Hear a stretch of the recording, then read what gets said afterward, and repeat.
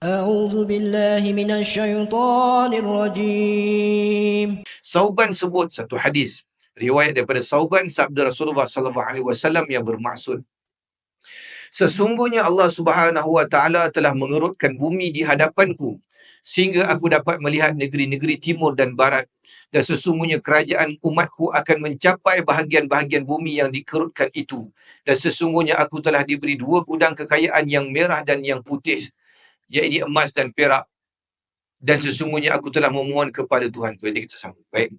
Pertama, Nabi SAW sebut Allah Subhanahu Wa Taala wahyukan kepada Nabi SAW. Wahyu ni datang dalam banyak cara. Kita telah baca sebelum ni, yang kita tahu bahawa wahyu datang dengan dibawa oleh malaikat Jibril antaranya. Antara wahyu juga datang kepada Nabi SAW dalam mimpi. Sebab tu ada hadis-hadis yang diriwayatkan oleh Ummahatul Mukminin. Kadang-kadang Nabi bangun daripada tidur, Nabi macam terkejut kerana tidur Nabi SAW ni ada wahyu yang Allah Ta'ala sampaikan kepada Nabi. Seperti mana Nabi Ibrahim AS pun dapat wahyu supaya menyembelih Nabi Ismail dalam mimpi, kan, inni ara fil manam. Cuma tu mimpi Nabi, dia adalah wahyu. Mimpi kita tak boleh pakai sangat lah. Ada waktu boleh pakai, tapi kebanyakannya tak boleh pakai lah. Mimpi-mimpi orang soleh boleh pakai, tapi mimpi kita ni ada waktu boleh pakai, ada waktu banyak tak boleh pakai. Kadang-kadang orang tanya kita, Ustaz, apa maksud mimpi ni? Saya pun tak tahu.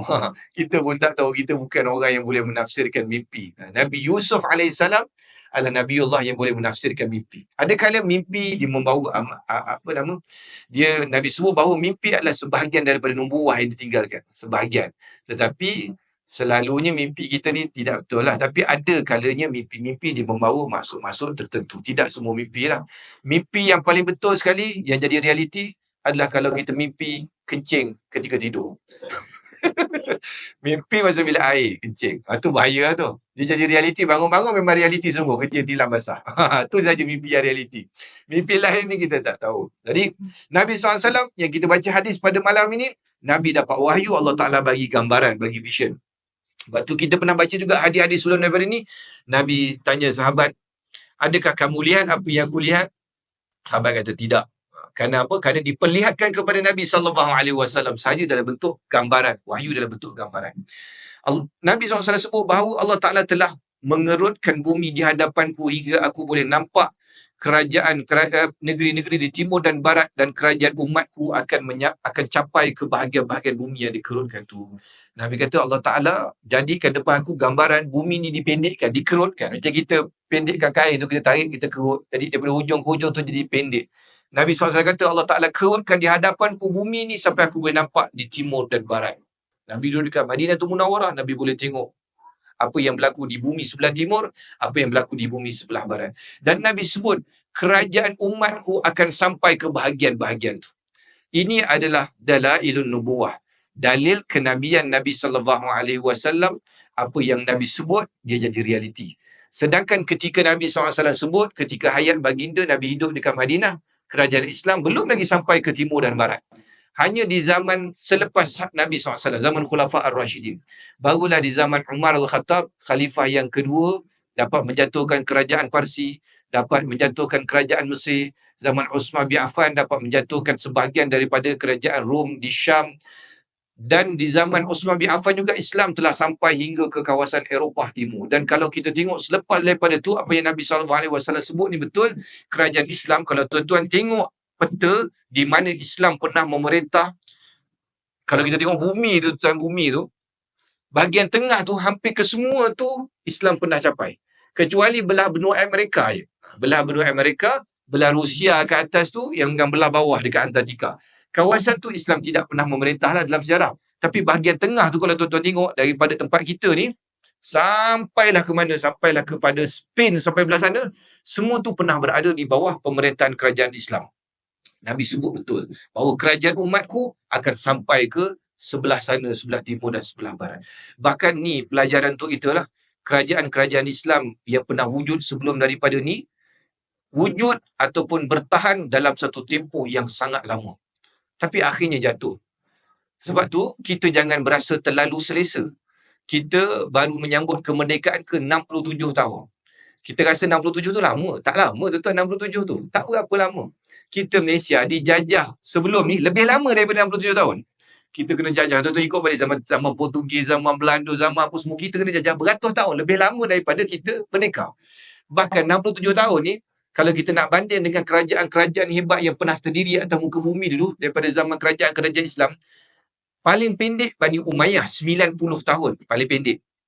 Abbasiyah 500 tahun. Osmaniyah, kalau kita ambil daripada yang betul-betul didirikan khilafah, dia pass baton daripada Abbasiyah pergi Osmaniyah 400 tahun. Kalau kita kira start daripada awal, Sultan Osman Ghazi pertama 600 tahun. Kerajaan Islam Cordoba 700 tahun. Mereka bertahan 700 tahun. Kerajaan besar, ramai ulama, tentera Islam hebat, musuh gerun. Akhirnya hilang tuan-tuan dekat atas muka bumi, jatuh. Hilang sebahagiannya lesap terus. Ada yang berbaki seperti Osmaniyah, tinggal sedikit kerajaan Turki yang ada pada hari ini. 1/3 daripada asal. Adalah tinggal sedikit walaupun sistem telah berubah. Ada yang hilang terus. Seperti kerajaan orang panggil sebagai Umayyah kedua, iaitulah kerajaan dekat Cordoba, dekat Spain. Kerajaan Cordoba, Spain, tuan-tuan kaji, ramai ulama lahir kat sana. Ibnu Arabi lahir kat sana, ramai ulama lahir. 700 tahun memerintah kawasan tu. Spain dulu duduk bawah Islam. Kalau tuan-tuan baca Gibraltar, kenapa nama Gibraltar? Gibraltar tu asal perkataan Jabal Taha. Situlah siapa nama tentera Islam yang naik kapal tu? Lupa pula nama dia hari ni. Di situlah tempat dia memulakan ekspedisi dia, tawan akhirnya Spain duduk bawah Islam. Portugal asal daripada perkataan Burtukal. Burtukal tu lemon. Bahasa Arab Burtukal tu lemon. Akhirnya Mak Saleh punya pelat semua tu jadi Burtukal jadi Portugal hari ni. Tu dulu semua wilayah tu wilayah Islam. Imam Syatiri, siapa yang belajar qiraat akan kenal nama Imam Syatiri. Imam Syatiri daripada Spain. Sekarang ni masih ada lagi kampung Syatiri, tapi ejaan dia bukan Arab lah, ejaan dia X-A-T-I macam tu. Syatiri. Sepupu saya, Ustaz Farhan, dia pergi ke Spain, dia pergi kampung Imam Syatiri. Dulu ketika Imam Syatiri hidup, Imam Syatiri ulama besar Quran, kampung dia semua hafiz Quran. Dahsyat tu. Dia ulama Quran, kampung dia semua hafiz Quran. Syatiri tu nama kampung. Hari ni Syatiri semua kafir. Kampung Syatiri semua kafir. Yang Islam cuma orang niaga buah. Orang Pakistan datang niaga buah, yang tu je Islam. Penduduk asal Syatiri semua jadi kafir. Padahal dulu kawasan tu 700 tahun Islam. Kita kata hebat Islam ni dulu. Tetapi kerana kelemahan-kelemahan yang ada pada kerajaan Islam, kesilapan-kesilapan yang mereka lakukan, pemimpin yang mereka lakukan kesilapan mereka, menyebabkan kerajaan yang kita sebut tadi 500 tahun, 600 tahun, 700 tahun jatuh tumbang. Ada yang tidak berbaki. Spain tu Islam ni tinggal kat bangunan ni tuan-tuan. Orang ni tidak Islam. Bangunan je tinggal Islam. Kalau tuan-tuan tengok Alhambra apa semua tu, bangunan tu memang ada khat, seni bina. Kerajaan Cordoba masih ada lagi. Tetapi orang Islam tak ada dekat situ tuan-tuan. Habis. Jadi kita ni kena ambil pelajaran daripada apa yang berlaku sebelum daripada ni. Kerana kalau kita rasa 67 tahun ni, kita rasa kita hebat dah, takkan kena jajah dah, kita akan bertahan. Tidak tuan-tuan. Dulu tu kerajaan-kerajaan yang besar boleh jatuh hilang begitu sahaja. Ada yang berbaki, ada yang tidak berbaki, hilang. Dan Nabi SAW sebut, sesungguhnya aku telah diberi 2 gudang kekayaan yang merah dan yang putih, iaitu emas dan perak. Iaitu umat Nabi SAW diberi kekayaan tersebut. Dan kerajaan-kerajaan Islam sebelum daripada ni berjaya mendapat kekayaan daripada negara-negara, negeri-negeri yang mereka tawan. Bahkan kalau kita baca dalam sirah, di zaman Bani Umayyah sendiri dah start kaya dah. Zaman Sayyidina Umar Al-Khattab, Sayyidina Umar merintah pada waktu tersebut, dia dah tawan kerajaan Parsi, sebahagian daripada wilayah Rom dekat Syam dah mula ditawan, dan Muawiyah bin Abi Sufyan jadi gubernur dekat Syam pada ketika itu. Zaman tu Muawiyah sendiri dia dah agak, kerajaan dia dah agak mewah sikit, beza dengan style Umar Al-Khattab. Memang kita tak boleh nak lawan lah. Umar Al-Khattab ni punya takwa daripada Allah Ta'ala, punya dia jaga. Kita pernah sebut bahawa Umar Al-Khattab baju pun 2 helai saja. Baju musim panas, baju musim sejuk. Baju 2 helai tu pun bukan macam baju baru. Baju tu pun penuh dengan tampalan. Sehingga ketika dia nak rasmikan pembukaan Baitul Maqdis, Sayyidina Umar Al-Khattab, orang tegur dia, Umar, Amirul Mukminin, baju ni yang koyak-koyak ni dan cabut dulu, kita jahit dulu, kita bagi baju elok sikit lah, nak bagi perasmian, nak potong ribbon lah istilahnya, nak pergi potong ribbon perasmian. Macam kita orang duk panggil menteri datang nak sign plak kan, mestilah kena pakai smart sikit. Jadi orang kata pada Umar, ya Amirul Mukminin, baju ni nanti dulu lah, nanti pakai, nanti kita jahit dulu, kita bagi baju lain sementara nak membuka kota ni. Jadi orang bagi dia satu baju yang kain kaftan, disebut dalam sirah, kain yang macam lebih kurang zaman kita gini lah, zaman kain yang agak lembut. Kerana Umar ni pakai baju kain keras, seperti mana zaman Nabi SAW, kain yang murah. Kain ni satu benda yang mewah lah zaman dulu. Jadi Umar bila orang bagi dia baju kain yang lembut macam kita ni, dia kata, ni kain apa ni? Tak kerti pakai lah, tak selesa, dia kata. Tak apalah, jahit baju tadi, aku tunggu, nanti aku pakai balik. Pakai baju berjahit tu juga, tak pergi rasmikan. Ini Umar Al-Khattab radhiyallahu anhu, takwa. Umar kita pernah sebut dulu ni, dia jadi Amirul Mukminin baca khutbah, orang tunggu-tunggu tak sampai. Mana ni khatib dah sampai, Amirul Mukminin baca khutbah. Tiba-tiba Umar datang lambat, baju basah, berjeruk basah. Hujan tak hujan, apa tiba-tiba basah. Orang tanya, habis tu orang tanya, Amirul Mukminin, kenapa lambat sampai? Kemudian apa baju basah lencun? Dia kata, baju aku dah selai ni je. Tadi kotor, basuh dulu. Basuh dulu, jadi lambat sikit. Basuh aku pakai baju tak nampak basah aku kan. Allahu Akbar, takwa Amirul Mukminin hebat. Muawiyah dia ada lain sikit. Sebab tu Muawiyah ni dia jadi sahabat yang ada isu lah kan. Kita pernah sebut sebenarnya peperangan yang berlaku di antara dia dengan Sayyidina Ali karamallahu wajhah, isu-isu yang berlaku sebelum daripada ni. Jadinya Muawiyah ni disebabkan Syam ni memang dia banyak harta dekat situ. Kerana tinggalan kerajaan Rom. Dia punya bumi pun subur. Kerana Syam ni adalah bumi Syam ni kan bumi yang diberkati, kita sebut dalam hadis. Tumbuh-tumbuhan dia tumbuh dengan cantik, pokok zaitun dia, banyak sumber dia. Jadi Muawiyah ketika dilantik Umar Al-Khattab jadi gubernur dekat Syam, satu hari Sayyidina Umar datang visit dia. Sayyidina Umar datang visit. Kalau kita Perdana Menteri datang visit, Menteri besar mesti sambut lah. Kat kereta kan, buka pintu kereta, datang sambut. Jadi Umar datang, Muawiyah bin Abi Sufyan sambut, Umar tak layan. Bagi salam Umar tak jawab, ajak tanya Umar buat tak tahu je. Oh, jadi mesti Umar marah kat dia ni. Sampai dah habis majlis, Umar panggil tepi. Aku dengar kau ada bodyguard.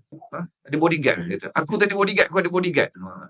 Dia kata, jangan ada bodyguard ni. Bodyguard ni menyebabkan nanti rakyat payah nak mengadu kat kau sebab ada orang yang katakan. Tapi Muawiyah dia ada ijtihad juga, dia pun sahabat. Dia kata, ya Amirul Mukminin, kami ni border dengan Rom. Banyak Rom ni dihantar dia punya pembunuh upahan nak serang aku, jadi aku kena ada bodyguard. Kemudian Umar marah juga. Umar tengok ada pembesar Muawiyah, rumah langsir cantik, rumah langsir tinggi-tinggi besar-besar langsir ni buat apa? Umar kata, langsir ni kalau dipotong jadikan baju, ramai orang boleh pakai baju. Zaman tu kan kain mahal. Jadi Sayyidina Umar marah kemewahan ni. Dan kalau yang kita sebut tadi, kerajaan-kerajaan Islam yang besar-besar boleh jatuh, saya baca sejarah dia semua, kita boleh simpulkan ada beberapa faktor yang menyebabkan kerajaan ini jatuh. Dia ada banyaklah faktor serangan dalam luaran. Tapi ada benda yang similar, yang sama, yang menimpa semua kerajaan. Antaranya adalah bila pemimpin mula bermewah-mewah dan dia hanya menjaga kepentingan diri dia saja. Mana-mana kerajaan betul-betul tengok, Umayyah ke, Abbasiyah ke, Osmaniyah ke, dia melalui benda yang sama. Kalau tuan-tuan tengok, yang pengasas kerajaan, semua hebat. Umayyah, pengasas dia Muawiyah bin Abi Sufyan, hebat. Abbasiyah, dalam dia ada khalifah-khalifah yang hebat juga. Osmaniyah, tak payah cerita lah, lagi dahsyat awal-awal tu geng-geng pakai serban besar-besar semua. Hujung-hujung, sama. Bila dia dah selesa, kerajaan dia dah lama ratusan tahun, harta pun banyak, negara-negara yang duduk bawah dia, negeri-negeri duduk bawah dia, bayar cukai pada dia, pemimpin dah tak fikir bagaimana nak mempertahankan negara, dia dah tak fikir macam mana nak membangunkan negara, nak jaga negara, tak. Dia duduk fikir dia punya keuntungan semata-mata. Bila dia lemah dengan keuntungan dia semata-mata, maka musuh cari peluang untuk jatuhkan kerajaan-kerajaan yang kita sebut ni tadi. Kerajaan yang kita kata antara yang leka, yang lalai, yang berada pada kemuncak tamadun adalah Abbasiyah. Abbasiyah ni dia puncak tamadun dunia pada ketika itu. Bukan Islam saja. Kerana ketika Abbasiyah, di hujung-hujung Abbasiyah, ketika zaman Sultan Mu'tasim kedua. Mu'tasim ada dua dalam Abbasiyah, yang ini Mu'tasim kedua. Ketika itu Baghdad pusat ilmu dunia. Bukan ilmu Islam, ilmu dunia. Orang-orang Eropah belajar ilmu astronomi, ilmu sains, ilmu fizik, ilmu apa semua, pergi belajar dekat Baghdad pada ketika itu. Dan juga kalau tuan-tuan baca sejarah-sejarah ulama', kebanyakan mereka semua pernah pergi Baghdad. Kenapa? Baghdad pusat ilmu. Dan di sana disimpan kitab-kitab para ulama'. Semua ulama' kalau tulis kitab, tulis manuskrip, mesti buat paling kurang 2 kopi. Satu untuk dia, satu lagi untuk hantar ke Baghdad sebagai salinan pada ketika itu. Jadinya, ketika Islam berada di zaman kemuncak ketamadunan, ilmuwan ramai dekat situ. Ini pun kalau kita baca sejarah, dia ada kelemahan juga dalam kalangan ilmuwan. Kerana bila kita ulama' ni sepatutnya dia mempersatukan ummah. Jadi bila zaman tu terlalu banyak ulama'-ulama' yang sibuk berdebat. Dia sibuk berdebat, ilmiah sibuk berdebat. Dia lupa kerja-kerja dia sebagai ulama' yang lain. Akhirnya pada ketika itu, sebab tu Nabi larang berdebat sangat. Kerana bila banyak berdebat, dia akan menyebabkan umat Islam kepecah. Kita tengok kan, bila geng ni sibuk berdebat, akhirnya akan muncul 2 kelompok, umat jadi berpecah. Kalau 3 berdebat, lagi pecah jadi 3. Maka Nabi SAW, kalau kita baca dalam hadis, Nabi melarang kita untuk terlalu banyak terlibat dalam perdebatan. Bila lemah, bila kita pada waktu tu nampak macam kuat, tapi terlalu leka dan lalai dengan ketamadunan yang ada, Eropah pula, dia pada waktu tersebut berada dalam keadaan titik paling rendah. The Dark Age, zaman gelap hitam. Zaman dia punya raja tindas rakyat dia, kenakan cukai yang tinggi. Zaman tu mereka hidup dalam keadaan tak ada tamadun, orang belah Eropah ni. Kerajaan mereka berpecah belah, berperang sama sendiri, kena serang pula dengan Viking. Kalau baca kisah tu, dahsyat mereka ni. Dan sebab tu kalau tuan-tuan ingat, tuan-tuan baca, kenapa minyak wangi datang daripada Perancis sebenarnya, France. Minyak wangi yang mahal datang daripada France. Sebab apa? Sebab France ni busuk, kotor. Siapa pernah pergi France? France ni sampai ada satu term, orang yang pergi France tanpa dia tahu apa jadi kat France, dia akan terkejut. Kerana kita duk bayang France ni dengan Eiffel Tower, dengan cantik, tapi busuk sampai sekarang. Kotor sampai sekarang France. Cuba boleh Google boleh tengok. Sampah, sempah. France ni daripada dulu memang kotor. Jadi, kotor ni orang buang najis tepi jalan apa semua. Disebabkan dia nak hilangkan bau najis ni, orang dia pakai minyak wangi. Jadi dia pandai buat minyak wangi. Pakai minyak wangi tu nak bagi hilang bau tu supaya tak hidu bau busuk yang ada dekat mana. Jadi kita nak cerita teruknya Eropah pada zaman tu. Islam berada di kemuncak ketamadunan. Ilmunya dengan ulama'-nya, dengan teknologinya. Cuma pemimpin lalai. Dia pemimpin leka dan lalai.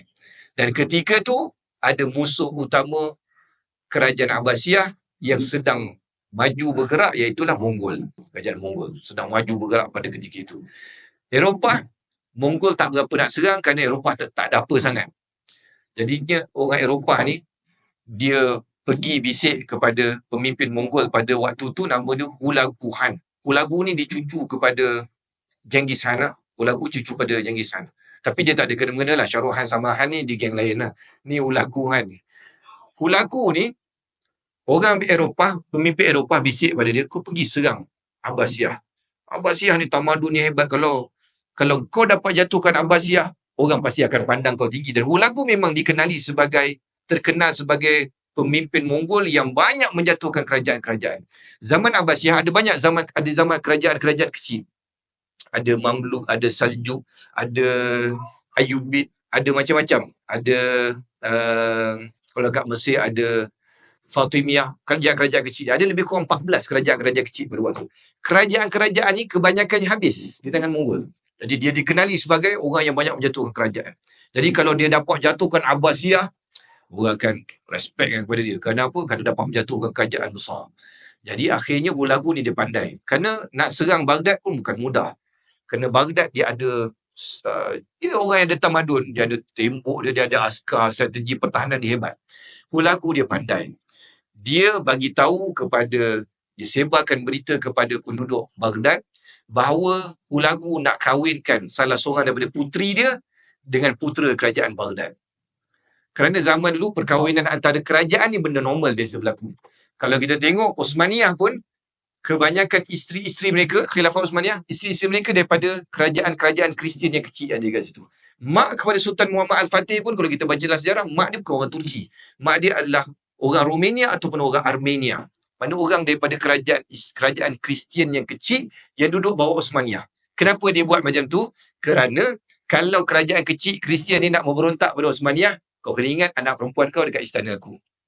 Kalau kau nak buat perancangan jahat, nak buat serangan diam-diam ke, puteri kau keluar masuk. Puteri ni dia keluar masuk ke istana dia. Jadi rahsia semua boleh bocor. Ini perkara biasa dalam dulu perkahwinan antara kerajaan. Kita pun dulu puteri Hang Lipo daripada China kan. Kahwin dengan Sultan Muzaffar Shah ke apa. Lebih kurang macam tu lah. Jadinya perkahwinan biasa. Jadi Hulagu dia bagi tahu dia nak kahwinkan puteri dia dengan putera kerajaan Abbasiyah dekat Baghdad. Jadi bila Hulagu datang, rombongan Hulagu datang dengan tentera dia, pada waktu tu kerajaan Baghdad buka pintu besar, sediakan laluan untuk menyambut ni. Sediakan laluan, buat perarakan nak menyambut tetamu, menyambut rombongan kahwin lah sebenarnya. Kononnya. Jadi Sultan Al-Mu'tasim bagi cuti kepada general dia, bagi cuti kepada sebahagian daripada security dia, askar-askar dia. Bila dibuka pintu, Hulagu masuk, dia start membunuh orang. Dan ketika itu orang Baghdad terkejut. Kata rumah orang kahwin, kenapa start membunuh orang ni? Bila dah masuk dalam tu, dia nak buat apa dah? Sebab dia dah mula masuk dalam bandar kota. Dan di situlah bermula pembunuhan beramai-ramai di dalam kota Baghdad. Dalam catatan sejarah sebut, lebih daripada 1 juta orang mati dekat kota Baghdad. Sultan Al-Mu'tasim tu tadi digulung dalam kapet dan dilanggar dengan kereta kuda pergi balik. Dan juga kitab-kitab para ulama yang sibuk berdebat tu tadi, kitab-kitab tu semua dicampak dekat dalam sungai Tigris, menyebabkan sungai Tigris berubah jadi warna hitam.